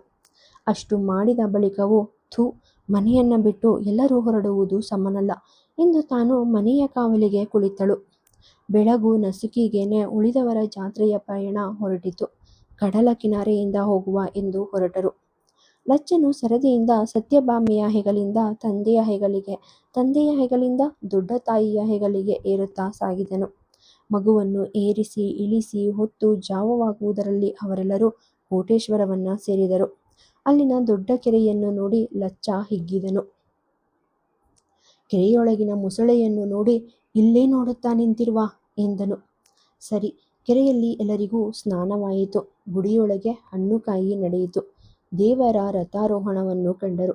ಆ ಜನರ ಗಿಜಿಗಿಜಿಯಲ್ಲಿ ನುಗ್ಗಿ ನುಸುಳಿ ಲಚ್ಚನಿಗೆ ಜಾತ್ರೆಗೆ ಬಂದ ಹಸರವನ್ನು ತೋರಿಸಿ ಮಣಿಸರಕಿನವರಿಂದ 1 ಗೊಂಬೆಯನ್ನು ಸಹ ತೆಗೆಯಿಸಿಕೊಟ್ಟರು. ಹೊತ್ತು ನೆತ್ತಿಗೇರಲು ಹಲವರು ದೇವಸ್ಥಾನದ ಸಮಾರಾಧನೆಯ ಚಿಂತನೆಗೆ ತೊಡಗಿದರು. ಐತಾಳರಿಗೆ ಕೆರೆಯೇರಿಯಲ್ಲೇ ಪರಿಚಯದ ಗೆಳೆಯರ ಮನೆಯಿತ್ತು. ಅಲ್ಲಿಗೆ ಅವರೆಲ್ಲರೂ ಊಟಕ್ಕೆ ತೆರಳಿದರು. ಜಾತ್ರೆಯ ದಿನವೆಂದರೆ ಅವರವರ ನೆಂಟರ ಸಾಮ್ರಾಜ್ಯ ಸೇರುವ ದಿವಸ. ಆಗ ನೆಂಟರ ಮನೆಯ ಊಟವು ಸಮಾರಾಧನೆಯ ಊಟವಾಗುತ್ತದೆ. ಊಟಕ್ಕೆ ಎಲ್ಲರೂ ಕುಳಿತಾಗ ಪಾರ್ವತಿಯ ಗುರುತಿನವಳು ಒಬ್ಬಳು ಆಕೆಯನ್ನು ಮಾತನಾಡಿಸುತ್ತಾ ಮಗ್ಗಿಲಿಗಿರುವ ಸತ್ಯಭಾಮೆಯನ್ನು ಕುರಿತು ಪ್ರಸ್ತಾಪಿಸಿದಳು.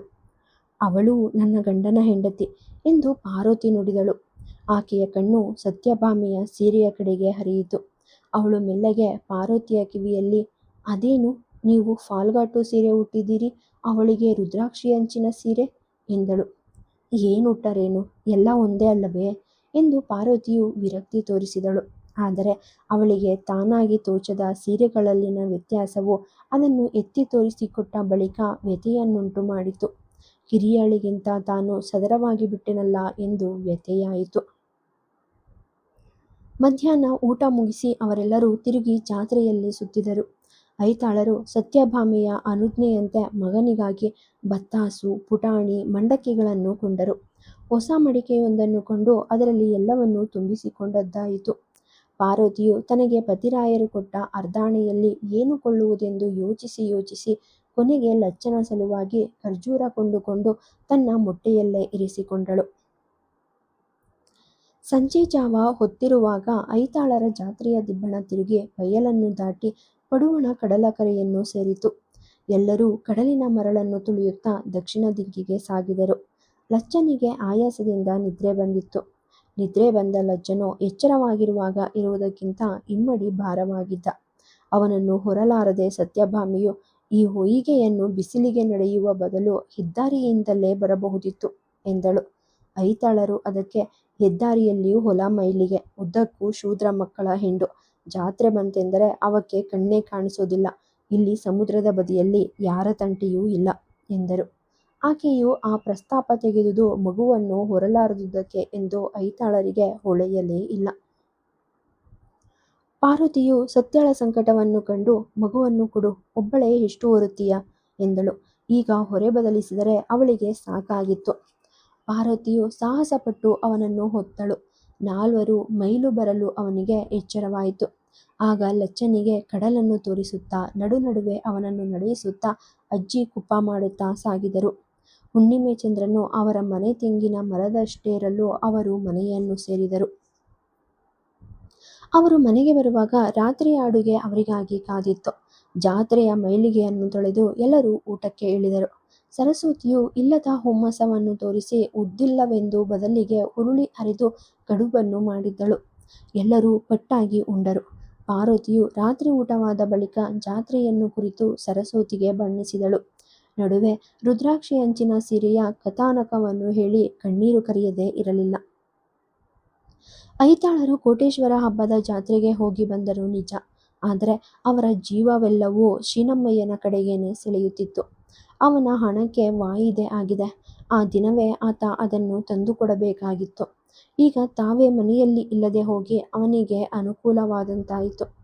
ರಾತ್ರಿ ಅವನ ಮನೆಗೇನೆ ಹೋಗುವ ಮನಸ್ಸಾಯಿತು. ಹಾಗೆಂದು ಎದ್ದುಕೊಂಡು ಮನೆಯ ತೊಡಮೆಯ ಬಳಿಗೆ ಬರುವಾಗ ಸರಸ್ವತಿಯು ಅವರನ್ನು ಮಾತನಾಡಿಸುತ್ತಾ ನಿಂತಳು. ಹಬ್ಬದ ವಿಶೇಷಗಳನ್ನು ಒಂದೊಂದಾಗಿ ವಿಚಾರಿಸಿದಳು. ಕೊನೆಗೆ ಮಾತಿನ ಎಡೆಯಲ್ಲಿ ರುದ್ರಾಕ್ಷಿ ಅಂಚಿನ ಸೀರೆಯ ವಿಚಾರವನ್ನು ತುರುಕಿದಳು. ಇದರಿಂದ ಐತಾಳರ ಮನಸ್ಸು ತುಸು ಕಲ್ಲಾಬಿಲ್ಲಿಯಾಯಿತು. ಅವರು ಜಿಗುಪ್ಸೆಗೊಂಡು, ಒಂದು ಕೆಲಸಕ್ಕೂ ಹೊರಡಲಿಕ್ಕಿಲ್ಲ, ಯಾರಾರ ಹಾಳು ಹರಟೆಯನ್ನು ತಂದು ಹಾಕುತ್ತಾರೆ ಎಂದು ಮನೆಯ ಜಗುಲಿಗೆ ಮರಳಿ ಬಂದರು. ರಾತ್ರಿಯೆಲ್ಲ ಚಾಪೆಯಲ್ಲಿ ಉರುಳಾಡಿದರು. ಕನಸಿನಲ್ಲೂ ಶೀನಮ್ಮಯ್ಯನು ತನ್ನ ಗಂಟನ್ನು ಮುಳುಗಿಸಿದಂತೆ ಸ್ವಪ್ನವಾಯಿತು. ಸರಿ, ಬೆಳಗಾದೊಡನೆ ಬಿಟ್ಟಾರೆಯೇ, ಬೇಗನೆ ನೀರಲ್ಲಿ ಮುಳುಗು ಹಾಕಿ ಅರಾಲಿನ ಮೇಲಿನಿಂದ ಅವನ ಮನೆಗೆ ಧಾವಿಸಿದರು. ಅವರು ಆ ಹಾದಿಯಾಗಿ ಸರಿದರೆ ಶೀನನ ಸವಾರಿ ಬಯಲಿನ ಮಾರ್ಗವಾಗಿ ಇವರ ಮನೆಗೆ ಹೊರಟಿತು. ಐತಾಳರು ಶೀನಮ್ಮಯ್ಯನನ್ನು ಕಾಣದೆ ಅವನ ಹೆಂಡತಿಯೊಡನೆ ಎಲ್ಲಿ ಶೀನ ಎಂದು ಕೇಳಿದರು. ಆಕೆಯು ಉತ್ತರವಾಗಿ ಒಂದು ರಾಮಾಯಣವನ್ನೇ ಹೇಳತೊಡಗಿದಳು. ಇವರ ಸಾಲದ ವಾಯಿದೆಗೆ ಹೆದರಿ ಶೀನಮ್ಮಯ್ಯ ಊರೆಲ್ಲ ತಿರುಗಾಡಿದುದು, ಕೊನೆಗೆ ಬೆಂಗಳೂರಿನಿಂದ ಹಿರಿಯ ಮಗ ನರಸಿಂಹನು ಸಾಲ ಮಾಡಿ 50 ರೂಪಾಯಿ ಸುಮಾರನ್ನು ಮನಿ ಆರ್ಡರ್ ಮಾಡಿದುದು, ಹಾಗೂ ಹೀಗೂ ಹಣ ಬಡ್ಡಿಗಳನ್ನು ಒಟ್ಟು ಮಾಡಿ ಅವರ ಮನೆಗೆ ಕುಡಿ ಹಬ್ಬದ ವಾಯಿದೆಗೆ ಸಮನಾಗಿ ಹೋದರೆ ಅವರೇ ಮನೆಯಲ್ಲಿ ಇಲ್ಲದೆ ಹೋದದ್ದು ಎಲ್ಲವನ್ನೂ ಬಣ್ಣಿಸಿದಳು. ಅದನ್ನೆಲ್ಲ ಕೇಳುವಷ್ಟು ಅವಕಾಶ ಐತಾಳರಿಗಿದೆಯೇ? ಅವರು ಓಡಿಕೊಂಡು ತಿರುಗಿ ಮನೆಯ ಹಾದಿಯನ್ನು ಹಿಡಿದರು. ನಡುಬಯಲಿನಲ್ಲಿಯೇ ಇಬ್ಬರು ಸಂಧಿಸಿದರು. ಶೀನನು ಹಣವನ್ನು ಅವರ ಕೈ ಮೇಲೆ ಸುರಿವಿ, ಹೌದೆ, ನಿಮಗೆ ಶೀನನ ಧೈರ್ಯ ಇದ್ದಿರಲಾರದು, ಗಂಟು ಮುಳುಗಿಸಿಯಾನು ಅಂತಿದ್ದಿರಬಹುದು. ಈಗ ಬಂತಲ್ಲ ಬಡ್ಡಿ ಸಮೇತ, ನಿಮ್ಮ ದೂರು ಬೇಡ, ಋಣವೂ ಬೇಡ ಎಂದು ಹಣವನ್ನು ಸಲ್ಲಿಸಿ ನಡೆದೇ ಬಿಟ್ಟ. ಐತಾಳರ ಧ್ಯಾನವೆಲ್ಲ ಹಣದ ಕಡೆಗೆ. ಪ್ರತಿಯೊಂದು ರೂಪಾಯಿಯನ್ನು ನೋಟನ್ನು ನೋಡಿ ಪರಿಶೀಲಿಸಿ ಎಣಿಸಿ ಸೊಂಟಕ್ಕೆ ತುರುಕಿಕೊಂಡು ಮೇಲೆ ನೋಡುತ್ತಾರೆ. ಶೀನಪ್ಪ ಹೊರಟು ಹೋಗಿಯಾಗಿದೆ. ಹಣವೇನೋ ಬಂದಿತ್ತು. ಶೀನಪ್ಪನ ಪ್ರಾಮಾಣಿಕತನ ಕಂಡು ಸಂತೋಷವೂ ಆಯಿತು. ತಾನು ಈ ಅಲ್ಪ ಹಣದ ವಿಷಯವಾಗಿ ಅವನ ಮೇಲೆ ಅನುಮಾನವಿರಿಸಿದ ಬಗ್ಗೆ ತುಂಬ ಸಂಕೋಚವೂ ಆಯಿತು. ಸಿಟ್ಟು ಮಾಡಬೇಡ ಮಾರಾಯ, ಏನೋ ತಾಪತ್ರಯ ಹೆಚ್ಚಾದಾಗ ಅಲ್ಲದು ಅಂದಿರಬಹುದು, ಅದನ್ನೇ ದೊಡ್ಡದು ಮಾಡಿ ತಿಳಿಯಬೇಡ ಎಂದು ಬಿಡುವ ಅಂದರೆ ಅವನು ಅಲ್ಲಿಂದ ಹೋಗಿಯಾಗಿತ್ತು. ಹೀಗಾಗಿ ಅವರು ನೇರಾಗಿ ತಮ್ಮ ಮನೆಗೆ ಹೋದರು. ಮನೆಯ ಗೋಡೆಯ ತೂತೊಂದರೊಳಗೆ ನಗದು ರೂಪಾಯಿಗಳನ್ನು ತುಂಬಿಸಿದರು. ನೋಟುಗಳನ್ನು ಒಂದು ಕರಡಿಗೆ ಹಾಕಿ ಅದನ್ನು ಅಲ್ಲೇ ಸ್ಥಾಪಿಸಿದರು. ಪದ್ಧತಿಯಂತೆ ಆಚೀಚೆ ನೋಡಿ ಯಾರೂ ಅಲ್ಲಿಲ್ಲವೆಂಬುದನ್ನು ಖಚಿತಗೊಳಿಸಿಕೊಂಡು ಹೊರಬಿದ್ದರು. ಅವರ ಖಜಾನೆಯ ಗೊತ್ತಾಗಲಿ ಮಿತಿಯಾಗಲಿ ಪಾರ್ವತಿಗೂ ತಿಳಿದಿರಲಿಲ್ಲ. ಹೆಚ್ಚೇನು ಅವರ ಪಟ್ಟದ ಅರಸಿಗೂ ತಿಳಿದಿರಲಿಲ್ಲ. ಎಷ್ಟೋ ಬಾರಿ ಪ್ರಸನ್ನರಾದಾಗ ಅದನ್ನು ಸತ್ಯಭಾಮೆಗೆ ಹೇಳಬೇಕು ಎಂದು ಎಣಿಸಿದ್ದರು. ಆದರೆ ಸ್ತ್ರೀ ಬುದ್ಧಿ ಪ್ರಲಯಾಂತಕ ಎಂಬ ಸಿದ್ಧಾಂತಕ್ಕೆ ಶರಣು ಹೋಗಿ ಸುಮ್ಮನಾದರು. ಈಗ ನಗುತ್ತಾ ಮನೆಯಿಂದ ಹೊರಬೀಳುವಾಗ ತಿರುಗಿ ಸರಸ್ವತಿಯ ಭೇಟಿಯಾಯಿತು.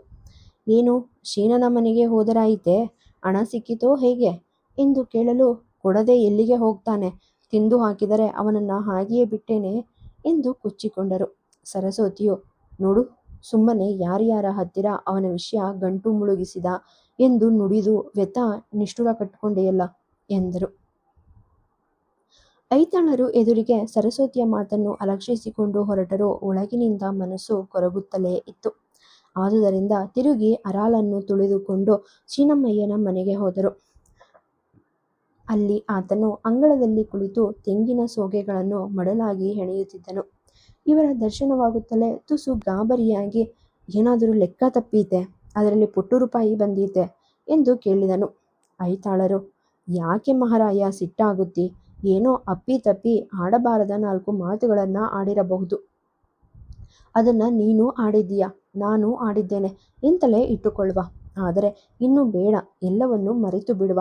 ಅಷ್ಟು ನಿನಗೆ ಹೇಳಬೇಕು ಎಂಬುದರೊಳಗೆ ನೀನು ಹೊರಟು ಬಂದಿದ್ದೆ. ಹೇಳುವಲ್ಲಿಯ ತನಕ ನನ್ನ ಮನಸ್ಸು ಒಳಗಿಂದೊಳಗೇನೆ ಕುಡಿಯುತ್ತಿತ್ತು ಎಂದು ತಮ್ಮ ಮನಸ್ಸನ್ನು ಬಿಡಿಸಲು ಆ ಗಳಿಗೆಗೆ ಅವನು ಪ್ರಸನ್ನವದನಾದನು. ಹೋಗಲಿ ಐತಾಳರೆ, ಏನೋ ಆಯಿತು, ಏನೋ ಹೋಯಿತು ಎಂದು ಆ ವಿಷಯವನ್ನು ಅಲ್ಲಿಗೆ ಮುಗಿಸಿ ಊರ ಮೇಲಣ ಪ್ರಸ್ತಾಪಗಳನ್ನು ತೆಗೆದನು. ಕೋಟೇಶ್ವರ ಜಾತ್ರೆ, ಅಲ್ಲಿಗೆ ಘಟ್ಟದಿಂದ ಬಂದ ಬತ್ತಾಸಿನ ತಯಾರಿ, ಜಾತ್ರೆಯಲ್ಲಿ ನೆರೆದ ಜನ, ಆ ಕೋಡಿ ತಿಂಗಳಿನಷ್ಟು ಬೇಗನೆ ಅಲ್ಲಿನ ತೇರಿಗೆ ಯಾವ ರಾಯನ ಊರಿಂದಲೋ ಮಾವಿನ ಮಿಡಿಗಳನ್ನು ಹುಡುಕಿ ತಂದು ಕೂಗಿದಂಥ ಮಹಾವಿಚಿತ್ರ, ಇವೆಲ್ಲವನ್ನೂ ಕ್ರಮವಾಗಿ ಚರ್ಚಿಸಿದರು. ಆ ದಿವಸದ ಮಟ್ಟಿಗೆ ಇಬ್ಬರಲ್ಲೂ ಸಂಧಾನವಾಯಿತು. ಬಹು ದಿವಸಗಳ ತನಕ ಇಬ್ಬರೂ ಒಬ್ಬರೊಬ್ಬರ ವಿಷಯವಾಗಿ ಹೆಚ್ಚಿನ ಆದರವನ್ನು ತೋರಿಸದೆ ಹೋದರೂ ಅನಾದರ ಹಗೆತನಗಳ ಪ್ರದರ್ಶನಕ್ಕೆ ಮನಸ್ಸು ಕೊಡಲಿಲ್ಲ. ಆದರೆ ಐತಾಳರ ಮನಸ್ಸಿನಲ್ಲಿ ಹೆಬ್ಬಾಗಿಲಿನ ವಿಚಾರವಾಗಿ ಉಂಟಾದ ಕೊರಗು ಹೋಗಲಿಲ್ಲ. ಅದು ಹೋಗುವಂತೆಯೂ ಇರಲಿಲ್ಲ. ಶೀನನು ಆ ಹೆಬ್ಬಾಗಿಲು ಕಟ್ಟಿದಂದಿನಿಂದ ಶೀನಪ್ಪಮಯ್ಯರಾಗಿ ಇರಲಿಲ್ಲ. ಊರಲ್ಲಿ 4 ನಮಸ್ಕಾರಗಳು ಹೆಚ್ಚಾಗಿ ಬರತೊಡಗಿದವು. ತಾನು ತೀರಾ ನಾದಾರಿ ಮನುಷ್ಯನಲ್ಲ ಎಂದು ಈಗ ಅವನು ಅನಿಸಿಕೊಂಡಿದ್ದಾನೆ. ಇದರಿಂದ ಐತಾಳರ ಗುಪ್ತ ಅಸೂಯೆಯು ಕೆರಳಿತು. ಅವರ ಮನಸ್ಸಿನೊಳಗೇನೆ, ಅಲ್ಲ, ಗಟ್ಟಿ ಊಟ ಮಾಡಿದ್ರೆ ವರ್ಷ ಅನ್ನ 6 ತಿಂಗಳಿಗೆ ಸಾಲದ ಶೀನಮ್ಮಯ್ಯನು ಒಂದು ಗಟ್ಟಿ ಕುಳವಾಗಿ ಬಿಟ್ಟನಲ್ಲ. ನಮ್ಮ ಕೋಡಿ ಕನ್ಯಾಣ ಗ್ರಾಮಗಳಲ್ಲಿ ತಾನು ಕೋದಂಡ ಐತಾಳರ ಮಗ ಮುಷ್ಟಿ ಸಡಿಲಿಸದೆ ಹೋಗಿ ಬರಿಯ ವೈದಿಕ ಬ್ರಾಹ್ಮಣನೆಂದೆನಿಸಿದೆ ಎಂದನಿಸಿತು. ಯಾಕೆ ಅವನ ಹೆಬ್ಬಾಗಿಲನ್ನು ಮೀರಿಸುವ ಉಪ್ಪರಿಗೆ ಮನೆಯನ್ನು ಅರಾಲಿನಲ್ಲಿ ಕಟ್ಟಿಸಬಾರದು ಎಂದು ಅನಿಸಿತು. ಆ ಧೈರ್ಯ ಮಾತ್ರ ಇಲ್ಲ. ಗೋಡೆಯ ಸಂದಿನೊಳಗೆ ಕೈ ತುರುಕಿದರೆ ಅದು ಸಾಧ್ಯವೂ ಇತ್ತು. ಆದರೆ ಮನೆಯಲ್ಲಿ ಈ ಹೊಸ ಯೋಜನೆಗೆ ಹೇಗೆ ಪ್ರಕಟಣೆ ಕೊಡಬೇಕೆಂಬುದು ಮುಖ್ಯ ತೊಂದರೆಯಾಗಿತ್ತು. ಸತ್ಯಭಾಮೆಗೆ ಹೇಳಿದರೆ ಅದನ್ನು ಕೇಳಿದೊಡನೆಯೇ ಕುಣಿದು ಜಿಗಿದಾಳು. ದೊಡ್ಡವರ ಮಗಳು ಪಾರ್ವತಿ ಮಾತ್ರ ಬೆಪ್ಪಾಗಿ, ನನಗೇನು ಗೊತ್ತಾಗುತ್ತದೆ ಎಂದು ಕೇಳುತ್ತೀರಿ ಎಂದಾಳು. ಅವಳಿಗೆ ಇಂಥ ವಿಷಯಗಳನ್ನು ತಿಳಿಯುವ ಶಕ್ತಿಯೂ ಸಾಲದು. ಆದರೆ ಈ ಸಂಗತಿಯನ್ನು ತಂಗಿಯ ಮುಂದೆ ಇರಿಸುವುದಕ್ಕೂ ಇಲ್ಲ, ಇರಿಸದೆ ಹೋಗುವ ಹಾಗೆಯೂ ಇಲ್ಲ. ಹೇಳಿದರೆ, ನಿನಗೆ ದುಡ್ಡು ಹೆಚ್ಚಾದರೆ ಅಳುವೆ ಬಾಗಿಲಿಗೆ ತೆಗೆದುಕೊಂಡು ಹೋಗಿ ಸುರಿ, ಹೀಗಿರುವ ಮನೆ ಇಷ್ಟು ಮಂದಿಗೆ ಸಾಲದೇನು ಎಂದಾಳು. ಹೇಳದೇನೆ ಈ ಕೆಲಸವನ್ನು ತೊಡಗಿಸಿದರೆ ದಯೆ ದಾಕ್ಷಿಣ್ಯವಿಲ್ಲದೆ ಮನೆಯನ್ನು ಬಿಟ್ಟಾಳು. ಹಾಗೆ ಅವಳು ಮನೆಯನ್ನು ಬಿಟ್ಟುದಾದರೆ ಅವಳ ಬಾಬ್ತು ಬರತಕ್ಕ ಅಶನಾರ್ಥದ ಅಕ್ಕಿಯೊಂದು ಕೈತಪ್ಪಿದ ಹಾಗೆ ಸರಿಯೇ. ಅಲ್ಲದೆ ಸರಸ್ವತಿಯಿಂದಲೇ ಮನೆಯ ಸಾಗುವಳಿ ಮೊದಲಾದವು ನಡೆಯತಕ್ಕದ್ದು. ಸರಿ, ತಿಂಗಳುಗಳ ತನಕವೂ ಇದೇ ವಿಚಾರ ಅವರ ಮನಸ್ಸನ್ನು ಕಡಿಯತೊಡಗಿತು. ಆದರೂ ಧೈರ್ಯವಾಗಿ ಯಾವ ನಿರ್ಧಾರವೂ ಅದರಿಂದ ಹೊರಡಲೊಲ್ಲದು. ಈ ಸಮಯಕ್ಕೆ ಸರಿಯಾಗಿ ಮನೆಯಲ್ಲಿ ಮುಖ್ಯವಾದ ಬೇರೊಂದು ಪ್ರಶ್ನೆಯೂ ಬಂದಿತು. ಸತ್ಯಭಾಮೆಯು ಇನ್ನೊಮ್ಮೆ ತಾಯಾಗುವ ತಯಾರಿಯನ್ನು ನಡೆಸಿದಳು. ತಿಂಗಳು ತುಂಬುತ್ತಾ ಬಂದಿತು. ಅವಳ ಈ ಸಾರಿಯ ಬಾಣಂತಿತನ ಎಲ್ಲಿ ನಡೆಯಬೇಕು ಎಂಬ ವಿಚಾರ. ಯಾಕೆ ಇನ್ನು ಪಡುಮುನ್ನೂರೆಂದು ಕಳಿಸುವುದು? ಇಲ್ಲಿ ನಾವಿಬ್ಬರು ಇಲ್ಲವೇನು ಎಂದು ಸರಸ್ವತಿ ಉಪದೇಶವಿತ್ತಳು. ಪಾರ್ವತಿಯು ಅತ್ತಿಗೆಯೊಡನೆ, ಅವಳೇ ಅದನ್ನು ಗೊತ್ತು ಮಾಡಲಿ, ನಾವು ಇದು ಸರಿಯಾಗಲಿಲ್ಲ ಅದು ಸರಿಯಾಗಲಿಲ್ಲ ಎಂದರೆ ಕಷ್ಟ ಎಂದು ಸೂಚನೆಗೆ ತಣ್ಣೀರೆರಚಿದಳು. ಇದಕ್ಕೆ ಸಮನಾಗಿ ಪಡಮುನ್ನೂರಿನ ಮಾವ ಮಾದಪ್ಪಯ್ಯನವರು 3 ಬಾರಿ ಮಗರಾಯನನ್ನು ಕಳುಹಿಸಿ, ನಮ್ಮ ಸತ್ಯ ಇಲ್ಲಿಗೇನೆ ಬಾಣಂತತನಕ್ಕೆ ಬರಲಿ, ಎಷ್ಟೆಂದರೂ ತವರೆ ಮನೆಯಷ್ಟು ಹಕ್ಕೆ ಇನ್ನೆಲ್ಲಿಯೂ ಆಗಲಾರದು ಎಂದು ಆತುರ ತೋರಿಸಿದರು. ಒಮ್ಮೆ ಐತಾಳರು ತಮ್ಮ ಮಾವನ ಮನೆಗೆ ಹೋದಾಗಲೂ ಈ ಪ್ರಸ್ತಾಪ ಬಂದಿತು. ಆಗ ಅವರು ದಾಕ್ಷಿಣ್ಯಬದ್ಧರಾಗಿ, ಎಷ್ಟೆಂದು ಮಾವನವರ ಮನೆಯವರನ್ನು ದಣಿಸುವುದು ಎಂದರೆ ಮಾದಪ್ಪಯ್ಯನವರೆಂದರು. ನಿಮಗೆ ಮರುಳು, ನನಗೆ 8 ಮಂದಿ ತಂಗಿಯರು, ಅವರಲ್ಲಿ ಈಗೆಷ್ಟು ಬದುಕಿದ್ದಾರೆ ಎಂದರೆ ಸ್ವಾರಸ್ಯವಿಲ್ಲ. ಆದರೆ ಅವರೆಲ್ಲರೂ ಇದ್ದಾಗ ಅವರ ಬಾಣಂತಿತನ ಆದದ್ದು ನಮ್ಮಲ್ಲಿಯೇ. ನಮ್ಮ ಅಮ್ಮ ತನ್ನ ಮಕ್ಕಳನ್ನು ಎಂದೂ ಅಳಿಯಂದಿರಲ್ಲಿ ಬಿಟ್ಟವಳಲ್ಲ ಎಂದರು. ಸರಿ, ಐತಾಳರು ಆಗಲಿ ನೋಡುವ ಎಂದರು. ಅವರು ಮನೆಗೆ ಬಂದು ಸತ್ಯಭಾಮೆಯೊಡನೆ ಕೇಳಿದರೆ ಅವಳು ತವರು ಮನೆಗೇನೆ ತನ್ನ ಮುಖವನ್ನು ತಿರುಗಿಸಿದಳು. ಐತಾಳರು ಪಂಚಾಂಗವನ್ನು ಬಿಡಿಸಿ ನಕ್ಷತ್ರ ದಿನಗಳನ್ನು ಕಂಡು ಸಮನಾದ ಮುಹೂರ್ತಕ್ಕೆ ಹೆಂಡತಿಯೊಡಗೂಡಿ ಪಡುಮುನ್ನೂರಿಗೆ ಪಯಣ ಬೆಳೆಸಿದರು. ಆಗ ಲಚ್ಚನಿಗೆ 4 ವರ್ಷ ದಾಟಿಯಾಗಿತ್ತು. ಮುದ್ದು ಮುದ್ದಾಗಿ ಮಾತನಾಡುತ್ತಿದ್ದ. ಅವನನ್ನು ಏನು ಮಾಡಬೇಕು ಎಂದು ಕೊನೆಗಳಿಗೆಯಲ್ಲಿ ತೀರ್ಮಾನವಾಗಬೇಕಾಯಿತು. ತಾಯಿಗೆ ಬಾಣಂತಿತನದ ಕಾಲದಲ್ಲಿ 2 ಮಕ್ಕಳಿಂದ ತೊಂದರೆಯಾದೀತು ಎಂಬುದು ತಂದೆಯ ಮನಸ್ಸು. ಇಲ್ಲಿ ಇದ್ದರೆ ಒಳ್ಳೆಯದು ಎಂದು ಸರಸ್ವತಿಯ ಮನಸ್ಸು. ನಮಗೇಕೆ ಈ ಜವಾಬ್ದಾರಿ ಎಂದು ಪಾರ್ವತಿಯ ವಿಚಾರ. ಈ ಎಲ್ಲ ಅಸ್ಪಷ್ಟ ನುಡಿಗಳ ಎಡೆಯಲ್ಲಿ ಸತ್ಯಭಾಮೆಯು ವಕ್ರವಾಗಿ ನನ್ನ ಮಗು ನನಗೆ ಭಾರವಲ್ಲ ಎಂದಳು. ಸರಿ, ತವರು ಮನೆಗೆ ಹೊರಡುವಾಗ ಲಚ್ಚನು ಎದ್ದು ಎಲ್ಲರೊಡನೆ ನಾನು ಅಜ್ಜನ ಮನೆಗೆ ಹೋಗುತ್ತೇನೆ ಎಂದು ಹೇಳಿ ಹೊರಟನು. ಎಲ್ಲರೂ ಪಡುಮುನ್ನೂರನ್ನು ಸೇರಿದರು. ಅವರಿಗೆ ಯೋಗ್ಯವಾದ ಸ್ವಾಗತ ಉಪಚಾರಗಳಾದವು. ಐತಾಳರು ಅಲ್ಲಿ ಮಧ್ಯಾಹ್ನದ ಊಟವನ್ನು ಮುಗಿಸಿ ಮನೆಗೆ ಹೊರಟರು. ಲಚ್ಚಣ್ಣ, ಅಮ್ಮನೊಟ್ಟಿಗೆ ಇರು, ಅಜ್ಜ ಇದ್ದಾರೆ, ನಿತ್ಯದ ಗೋವೆ ಬೀಜ ಕೊಡುತ್ತಾರೆ, ಬೆಲ್ಲ ಕೊಡುತ್ತಾರೆ ಎಂದು ಉಪಚರಿಸ ಹೋದರೆ ಅವರ ಬೆನ್ನ ಹಿಂದೆನೇ ಲಚ್ಚಣ್ಣನ ಸವಾರಿಯೂ ಹೊರಟಿತು. ನನಗೆ ಬೆಲ್ಲವೂ ಬೇಡ, ಗೋವೆ ಬೀಜವೂ ಬೇಡ ಎಂದನು ಆತ. ಮತ್ತೇನು ಬೇಕು? ದೊಡ್ಡಮ್ಮ. ಸರಿ, ಐತಾಳರು ಸೋತು ಹೋದರು. ಅವನ ಹಠವು ಬಲವಾದುದರಿಂದ ಲಚ್ಚನನ್ನು ಕೆಲವು ದೂರ ನಡೆಯಿಸಿಕೊಂಡು ಕೆಲವು ದೂರ ಹೊತ್ತುಕೊಂಡು ಮನೆಗೆ ಪಯಣ ಬೆಳೆಸಿದರು. ಅವರು ಮಗುವನ್ನು ಬೆನ್ನ ಮೇಲೆ ಮಲಗಿಸಿಕೊಂಡು ಮನೆಯನ್ನು ಸೇರುವಾಗ ಲಚ್ಚಣ್ಣ ಬೆನ್ನ ಮೇಲೆ ದೀರ್ಘವಾಗಿ ನಿದ್ದೆ ಮಾಡುತ್ತಿದ್ದನು. ಆ ರಾತ್ರಿಯಿಂದ ತೊಡಗಿ ತಿರುಗಿ ಸತ್ಯಭಾಮೆ ಮನೆಗೆ ಬರುವ ತನಕ ದೊಡ್ಡಮ್ಮನಿಗೆ ಒಂದು ಕಾವಲಿನ ಕೊಪ್ಪರಿಗೆ ದೊರಕಿದ ಹಾಗೆ ಆಯಿತು. ಲಚ್ಚಣ್ಣ ಕೊಪ್ಪರಿಗೆ ಏನೋ ನಿಜ. ಕಾರಣ, ಲಚ್ಚನಿಗೆ ದೊಡ್ಡಮ್ಮನ ಮೇಲಿನ ಪ್ರೀತಿ ಅಷ್ಟಿಷ್ಟಲ್ಲ. ಆದರೆ ದೊಡ್ಡಮ್ಮನ ಮನಸ್ಸಿನಲ್ಲಿ ಮಾತ್ರ ಸವತಿಯ ಭೀತಿ ಅಷ್ಟೇನೆ ತುಂಬಿತ್ತು. ಆಕೆಯು ಮನೆಗೆ ಬಂದ ಬಳಿಕ ತಮ್ಮಿಬ್ಬರಲ್ಲಿ ಹೆಚ್ಚುತ್ತಿರುವ ನಂಟನ್ನು ಕಂಡು ಎಷ್ಟು ಸಿಟ್ಟಾಗುವಳೋ, ಮನೆಯಲ್ಲಿ ಅದು ಏನೇನು ಒಡಕುಗಳಿಗೆ ಕಾರಣವಾಗುವುದೋ ಎಂಬ ಭೀತಿಯೂ ಬಲವಾಯಿತು. ಮಕರ ಸಂಕ್ರಾಂತಿಯು ಸರಿದು 15 ದಿವಸಗಳೊಳಗಾಗಿ ಐತಾಳರಿಗೆ ಪಡುಮುನ್ನೂರಿಂದ ಶುಭವಾರ್ತೆಯೊಂದು ಸೇರಿತು. ಒಳ್ಳೆಯ ಪೂರ್ಣಿಮೆಯೊಂದರ ದಿವಸ ಸತ್ಯಭಾಮೆಯು ಇನ್ನೊಂದು ಮಗುವಿನ ತಾಯಿಯಾದಳು. ಈ ಬಾರಿ ಹೆಣ್ಣು ಕೂಸು. ಐತಾಳರು ತಾವು ಕೇಳಿದ ಶುಭವಾರ್ತೆಯನ್ನು ಮನೆಯ ಒಳಗಿನವರಿಗೆ ತಿಳಿಸಲು ಲಚ್ಚನನ್ನು ಕರೆದು, ಲಚ್ಚ, ನಿನಗೆ ಒಬ್ಬಳು ತಂಗಿ ಹುಟ್ಟಿದ್ದಾಳಂತೆ, ಸಣ್ಣ ಪುಟ್ಟ ತಂಗಿ ಎಂದರು. ಲಚ್ಚನು, ನನಗೆ ತಂಗಿ ಬೇಡ, ಯಾರು ಬೇಡ, ನನಗೆ ದೊಡ್ಡಮ್ಮ ಮಾತ್ರ ಸಾಕು ಎಂದನು. ತಿರುಗಿ ದೊಡ್ಡಮ್ಮನು ಲಚ್ಚನನ್ನು ಬಲವಂತದಿಂದ ತಂಗಿಯ ಕಡೆಗೆ ಒಲಿಸಬೇಕಾಯಿತು. ಹಾಗಲ್ಲ ಮಗು, ಚಂದವಾದ ತಂಗಿ ಮನೆಗೆ ಬಂದರೆ ನಿನಗೆ ಆಡಲಿಕ್ಕೆ ಆಗಲಿಲ್ಲವೇ? ಅಂಗಳದಲ್ಲಿ ಕುಳಿತು ನೀವಿಬ್ಬರೂ ಚೆನ್ನಮಣೆ ಆಡಬಹುದಲ್ಲ ಎಂದಳು. ಲಚ್ಚನಿಗೆ ಚೆನ್ನೆಮಣೆಯ ನೆನಪು ಬರಲು, ದೊಡ್ಡಮ್ಮ, ಈಗಲೇ ಚೆನ್ನೆಮಣೆ ಆಡುವ, ಮಣೆ ಮತ್ತೆ ಕಾಯನ್ನು ತಾ ಎಂದನು. ಸರಿ, ಅವನ ಬಲವಂತಕ್ಕೆ ಇವಳು ಮಣೆಕಾಯಿಗಳನ್ನು ತಂದು ಅವನೊಡನೆ ಆಟವಾಡತೊಡಗಿದಳು. ಅವಳಿಗೆ ಅಡುಗೆಗೆ ಹೊತ್ತಾಯಿತು. ನಾನು ಅಡುಗೆ ಮಾಡಬೇಡವೇ? ಊಟ ಮಾಡಿ ತಿರುಗಿ ಆಡುವ ಎಂದಳು. ನಾನು ಒಬ್ಬನೇ ಕುಳಿತು ಆಡುತ್ತೇನೆ. ಅದಕ್ಕೇನೆ ಹೇಳಿದ್ದು, ನಾವಿಲ್ಲದಾಗ ತಂಗಿಯು ನೀನು ಸೇರಿ ಆಡಬಹುದು. ತಂಗಿ ಎಂದರೆ ಎಂಥದು ದೊಡ್ಡಮ್ಮ? ದೊಡ್ಡಮ್ಮ ನಕ್ಕಳು.